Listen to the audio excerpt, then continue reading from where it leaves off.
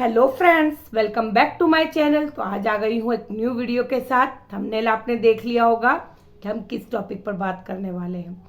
लेकिन उससे पहले अगर आप मेरे चैनल पर नए हैं तो प्लीज़ वीडियो को लाइक, शेयर और चैनल को सब्सक्राइब जरूर कर देना। तो चलिए हम बात करते हैं। तो आज हम बात करते हैं कि हमें ट्यूशन जब हम पढ़ाना स्टार्ट कर रहे हैं तो हमें बच्चों को कितने सब्जेक्ट पढ़ाने हैं डेली। ठीक है, क्योंकि हम सारे तो एक साथ पढ़ा नहीं सकते, तो कितने पढ़ाने चाहिए और कैसे पढ़ाने चाहिए आज हम इस पे बात करेंगे। लेकिन उससे पहले हम बच्चों को देख लेते हैं कि बच्चे क्या कर रहे हैं। बच्चों को मैंने वक्त दे दिया है, बच्चों को मैंने वक्त दे रखा है। बच्चों के अभी स्कूल स्टार्ट नहीं हुए हैं, किसी के 5 अप्रैल से, किसी के 6 अप्रैल से है। और तो बच्चों की बुक्स आ गई है और उस बुक से मैंने वक्त देना स्टार्ट कर दिया है। ठीक है, तो मैथ ऐसा सब्जेक्ट है मैथ कि हम उसमें से बच्चों को वर्क करवा सकते हैं, तो मैंने वो स्टार्ट कर दिया है।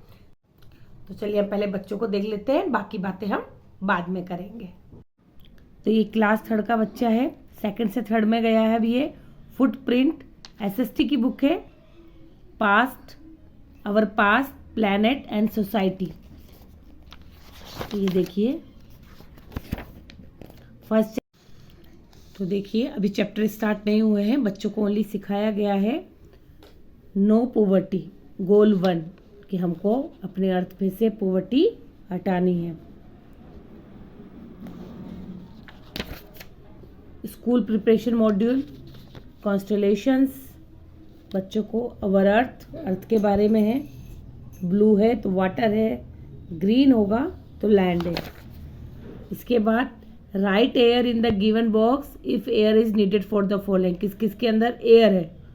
ठीक है, हॉट एयर में, हॉट एयर बैलून इसमें एयर है, स्विमिंग ट्यूब में एयर है, तो किस किस में एयर है वो बताया गया है। वो लिखना है बच्चों को किस में एयर होती है।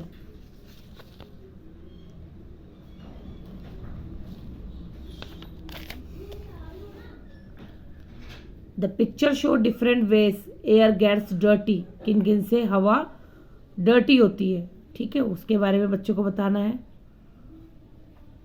कॉजेज लिखने हैं, आइडेंटिफाई करना है और कॉजेज लिखने हैं। Water is essentials for life, हमारी पानी हमें क्यों चाहिए। हमें प्यास लगती है तो हमें पानी चाहिए, और क्या क्या काम आता है वो बच्चे को यहाँ पे दिया हुआ है।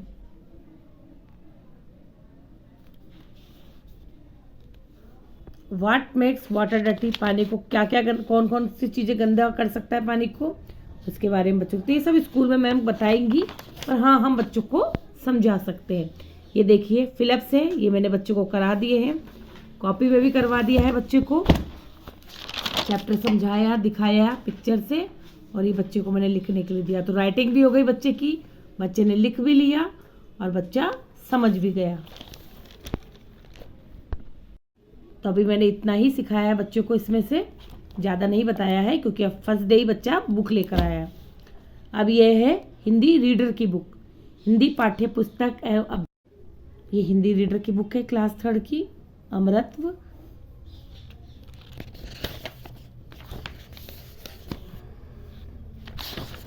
फर्स्ट चैप्टर है बच्चों की प्रार्थना। मैंने बच्चों को चैप्टर रीड कराया, बच्चों को उसका मतलब समझा दिया।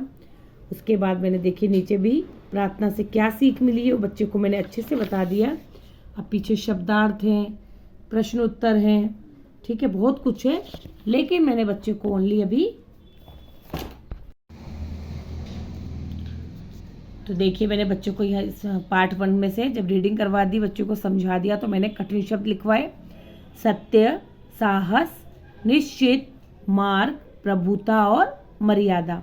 तो बच्चे ने रीडिंग भी करी, बच्चे ने राइटिंग भी करी, समझ भी गया बच्चा, क्योंकि लिखवाना बहुत ज़रूरी है बच्चों को।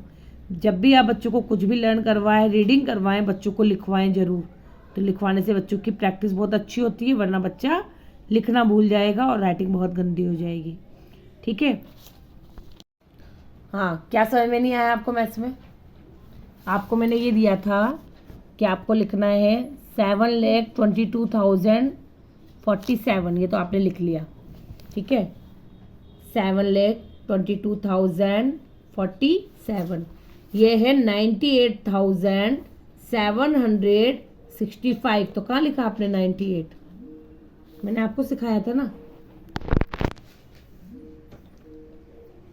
98,000, तो कैसे लिखोगे 98,000, ठीक है। उसके बाद वो क्या है 700, तो 700 में 2 जीरो आती है 700। उसके बाद है आपका 65, तो ये हो गया 65, प्लस कर दो 5 6 7 8 9, वंस, टेंस, 100, 1000, 10,000, 98,765। क्या गलती उसमें प्रॉब्लम थी आपको? इसके बाद है आपका 2 लाख। एक तो राइटिंग अच्छी किया करो, फर्स्ट वर्ड कैपिटल लिखा करो। 2,03,404, तो वंस, टेंस, 100, 1000, 10,000, लाख। 2,03,404 सही है। इसमें क्यों गड़बड़ करी थी आपने? 3,13,000, वंस, टेंस, 100, 1000, 10,000, लाख। 3,13,000। तो मैंने बच्चे को सारे सम ऐसे ही सिखाए हैं। इस तरह से बच्चों को पहले सम्स को, तो इस तरह से बच्चे पहले पूरे सम को जमा लेगा कि बच्चे को यहाँ पे 98,000 लिख लिया, 700 लिख लिया, 65 लिख लिया, तो बच्चे को पता लग जाता है कौन सी जो डिजिट है वो कौन सी प्लेस पे आ रही है। तो ये बहुत इजी तरीका है। देखिए मैंने सारे सम बच्चे को इस तरह से कराया और बच्चे ने फटाफट कर दिए, क्योंकि मैंने बच्चे को घर के लिए दिए थे। यहाँ सिखाने के बाद तो बच्चा सारे घर से गलत करके लाया था, क्योंकि उसे समझ में ही नहीं आ रहा था क्या करना है। आज मैंने दोबारा से करवाए हैं सारे सम और बच्चे ने सारे सही करके दिए हैं। स्टैंडर्ड फॉर्म इस तरह से मैंने बच्चों को पहले इस तरह से सिखाई है कि इस तरह से लिखना, और उसके बाद ही उसका जो आंसर आएगा वो लिखना है। तो रफ में काम करेंगे बच्चे तो बहुत जल्दी इस तरह सीख जाएंगे। 7-10,000 इसका मतलब है 70,000, ठीक है। 3,400 7 वंस, तो देखिए बच्चे ने बहुत जल्दी सीख लिया और बहुत अच्छे से करा भी है।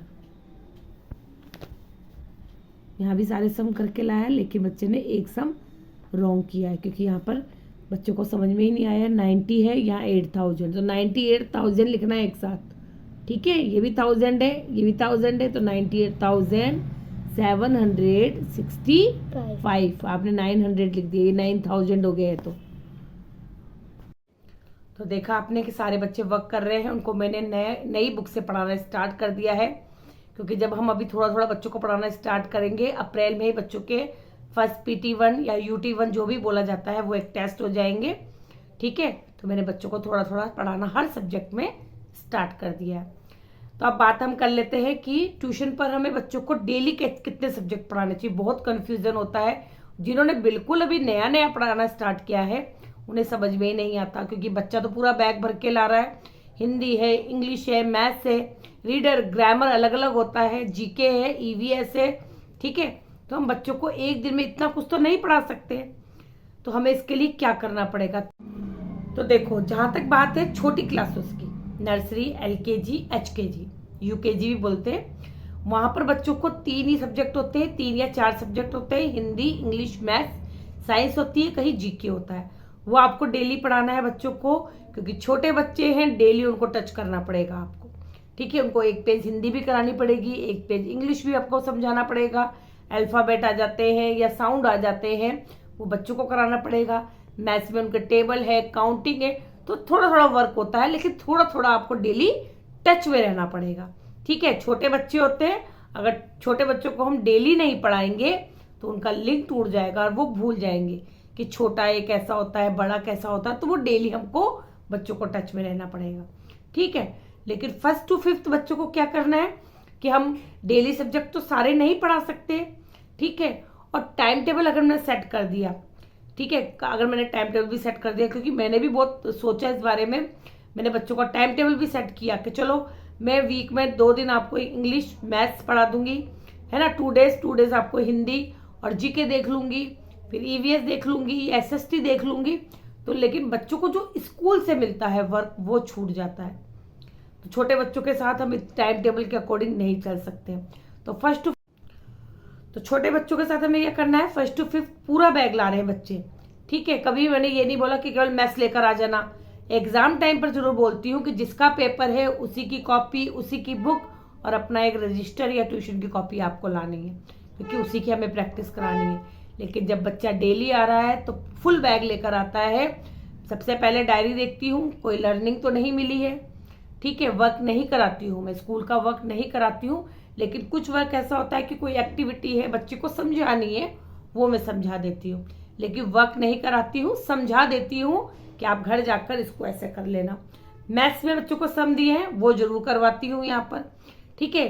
हिंदी में दे दिए वाक्य बनाने, बता दूंगी इस तरीके से करना और आप घर पे करना इसको, ठीक है। लेकिन बच्चों को हम डेली, हमने डायरी देख ली, अगर उसमें कोई भी वर्क नहीं मिला है तो आप 2 घंटे के अंदर 3 सब्जेक्ट आराम से ले सकते हैं। आपने हिंदी ले लिया, इंग्लिश ले लिया, मैथ्स ले लिया, ठीक है। नेक्स्ट डे अगर कुछ नहीं मिला है आप ईवीएस ले लीजिए, जीके ले लीजिए, एसएसटी ले लीजिए। तो अल्टरनेट 3-3 सब्जेक्ट डेली लीजिए। आज जो लिया 2 दिन बाद उसको वापस से वही सब्जेक्ट लीजिए। लेकिन फुल बैग हमको मंगाना पड़ेगा, क्योंकि कहाँ चक्कर पड़ता है, डायरी का चक्कर पड़ता है। अगर स्कूल से कोई लर्निंग आई है या कोई टेस्ट है तो हमें बच्चों को देखना पड़ेगा। लेकिन अगर हमने टाइम टेबल बना दिया कि आपको इस दिन इंग्लिश लानी है, इस दिन मैथ्स लानी है, इस दिन जीके लानी है, बच्चा वही लेकर आएगा। और अगर उसका किसी अदर सब्जेक्ट में टेस्ट हुआ या लर्निंग आ गई तो वो बच्चा नहीं कर पाएगा। तो ट्यूशन का मतलब यही होता है कि जो चीज़ें बच्चों को लर्न करने को दी है या बच्चों को जो टेस्ट दिया है वो लर्न करना है, लिखना है, वो ट्यूशन पे कर लेगा, ठीक है। तो ये बच्चों का साथ टाइम टेबल सेट नहीं कर सकते। रही बड़ी क्लासेस की बात कि आप 6th 7th 8th को पढ़ाते हैं, वहाँ आप टाइम टेबल बना सकते हैं कि 2 days में ये पढ़ाऊंगी 2 सब्जेक्ट, क्योंकि वहाँ ज़्यादा सब्जेक्ट होते हैं, लेंदी होते हैं, क्वेश्चन आंसर लेंदी होते हैं। तो वहाँ बना सकते हैं कि आप मैं 2 दिन आपको मैथ्स पढ़ाऊंगी, 2 दिन इंग्लिश, 2 दिन इंग्लिश। ये नहीं आपने एक ही सब्जेक्ट पूरे वीक तक चलाते जा रहे हैं और बच्चा उसी, क्योंकि मैंने देखा है, हमारे घर का बच्चा देखा है कि वो ट्यूशन जा रहा था, मैम ने पूरा टाइम उसको मैथ्स और साइंस लेकर पढ़ाया है, बाकी सब्जेक्ट टच भी नहीं करे, हिंदी टच नहीं करी, संस्कृत टच नहीं करी, एसएसटी टच नहीं करी, वो सब्जेक्ट हमें घर पे देखने पड़े। तो ये बहुत गलत बात है, ऐसे नहीं करना है आपको सारे सब्जेक्ट की जिम्मेदारी जब आपने ली है, या तो आप सब्जेक्ट वाइज बोलिए कि मैं केवल Hindi, maths, English, maths, science ही पढ़ाऊंगी, उसी के अकॉर्डिंग अपनी फीस तय करिए कि मैं 3 सब्जेक्ट ही पढ़ाऊंगी, अदर सब्जेक्ट नहीं पढ़ाऊंगी। लेकिन बात जब हो रही है कि आपने सारे सब्जेक्ट की जिम्मेदारी ली है, सब कुछ आपको पढ़ाना है, तब आप क्या करेंगे कि आप अल्टरनेट सारे सब्जेक्ट टच करेंगे। मैथ्स में बच्चा वीक है, आप डेली ले लीजिए, आधा घंटा डेली मैथ्स को दीजिए, आधा घंटा 1 घंटा, लेकिन 1 घंटा आप दूसरे सब्जेक्ट को भी पढ़ाइए, ठीक है। क्योंकि जब बड़ी क्लासेस होती है उसमें लेंदी क्वेश्चन आंसर होते हैं, बुक से भी बच्चों के बीच में से चैप्टर को समझना होता है, तो बहुत कुछ होता है। तो इस बात का आपको ध्यान रखना है। तो ये छोटी छोटी चीज़ों का ध्यान रखेंगे। आप अगर पढ़ाना नया स्टार्ट कर रहे हैं, कोई डरने की बात है, छोटी छोटी चीज़ों का ध्यान रखिए तो आप भी बहुत अच्छा कर पाएंगे। तो वीडियो अच्छी लगी हो, थोड़ी सी भी आपके लिए यूजफुल हो, तो प्लीज़ वीडियो को लाइक, शेयर और चैनल को सब्सक्राइब जरूर कर देना। Okay then, thank you, bye.